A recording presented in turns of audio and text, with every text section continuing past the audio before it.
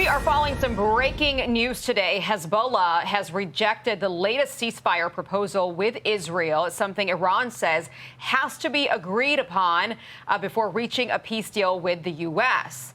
And it comes as Army officials are telling Fox News the conflict is putting a strain on the Pentagon budget. Our chief national security correspondent, Jennifer Griffin, is reporting live from Washington. Hi, Jen. Hi, Aisha.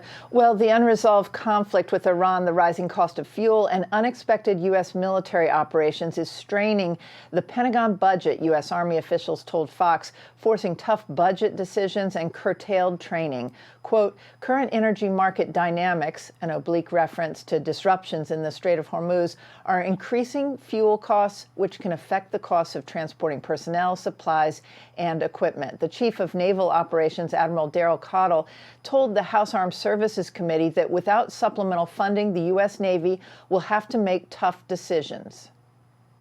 The FY26 budget didn't bake in epic fury. That does come at costs, and it comes at operational costs. Things like fuel costs, operating hours, training airframes, and all the sorts of incremental things, munitions that you actually expend during wartime. I do fear that I'll have to start making decisions in the July timeframe on how I do force generation. The U.S. Navy has more than 24 warships still in the Middle East enforcing the blockade.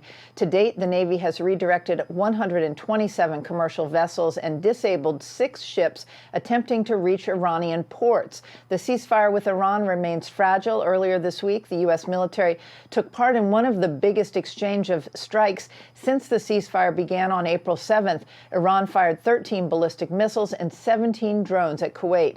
Several Iranian drones hit Kuwait's international airport, killing 1 Indian national and wounding 63 others. The IRGC says this was in response to U.S. Central Command taking out a telecommunications tower on Keshem Island and disabling a commercial vessel attempting to skirt the blockade. CENTCOM says it acted after the IRGC sent boats to lay mines in the strait. U.S. forces also disabled an empty sanctioned oil tanker trying to skirt the blockade this week. The Botswana-flagged MT Lexi's crew ignored repeated warnings over a 24-hour period. U.S. aircraft disabled the vessel by firing a Hellfire missile into the ship's engine room. Last night's War Powers vote in the House shows just how concerned the Congress is about the costs associated with the war restarting. Aisha. Jennifer Griffin live for us. Jennifer, thank you. John?